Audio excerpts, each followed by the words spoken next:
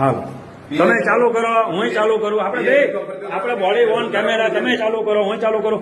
આપણે ખાલી મને દેખાડો કે કાયદો કયો છે, મને સમજ કરીને મારા ક્લાયન્ટને કઈ રીતે બોલાવવામાં આવ્યા. બસ ના, આ પણ હું ફોનથી સહકાર પોલીસને આપવા માટે અમે આવ્યા છીએ. આપણે પોલીસને સહકાર આપવા માટે આવ્યા. અરજી નામનું પ્રોવિઝન મને બતાવો કે અરજી નામના પ્રોવિઝનમાં નિવેદન લઈ શકાય, અટકાયતી પગલા પોલીસ મનસ્વી રીતે લઈ શકે એવું મને કહો કે પીઆઈ સાહેબનો હોય ઓર્ડર છે. હા, પણ તમે બોડી વેન કેમેરા અત્યારે ચાલુ કર્યો, મેં ચાલુ કર્યો છે. આપણે બંને એકબીજા કાયદાના પરિઘમાં રહીને આપણે સાહેબ કરવાનું છે.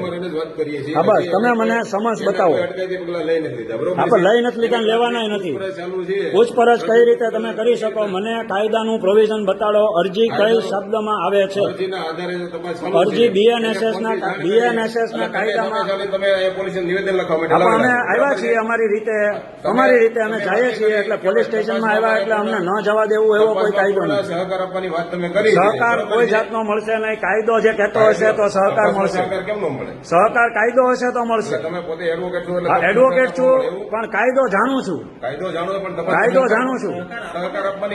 આ ભાઈને જે બોલાવવામાં આવ્યા છે એ ભાઈને અરજી નામનું કયું પ્રોવિઝન છે? એફઆઈઆર વગર કઈ રીતે તમે સમજ કર્યો? એફઆઈઆર વગર સમજ તમે કરી શકો નહીં. 35(3) ની આરોપી હોય તો નોટિસ તમે એફઆઈઆર વગર કરી શકો નહીં. અરજી નામનું પ્રોવિઝન બીએનએસએસ ના કાયદામાં ક્યાં આપવામાં આવ્યું છે એ આપ મને જણાવો સાહેબ. પીઆઈ સાહેબ હોય તો મેં અત્યારે અંશુલ જૈન સાહેબને રજૂઆત કરી છે તો અંશુલ જૈન સાહેબ કહેશે હું આઈજી સાહેબ ગૌતમભાઈ પરમારને રજૂઆત કરીશ. અત્યારે એસપી સાહેબ હર્ષદભાઈ પટેલનો નંબર બંધ આવે છે. હા, રાહ જોઈએ છીએ. અમે અહીંયા જ બેઠા છીએ. અમે કોઈ તમને પૂછ્યા વગર અમે તમારે સહકાર અમે કોઈ આરોપી નથી. મારો અસીલ આ દિનેશભાઈ કવડ કોઈ આરોપી નથી. અરજી સાથે કોઈ પણ જાતના કોઈ ડોક્યુમેન્ટ નથી. અરજીમાં કોઈ આનું નામ આરોપી તરીકે દર્શાવ્યું નથી. કોઈ કોગ્નિઝેબલ ગુનો બનશે એવા કોઈ તમારી પાસે પુરાવા નથી. તો તમે અટકાયતી પગલા કયા બેઝ ઉપર તમે લઈ શકો? તમે નિવેદન કઈ રીતે લઈ શકો? નિવેદન અમારું બીએસએફના હુકમ આધારે અમારે હાલે છે. હુકમ તો મને દેખાડો.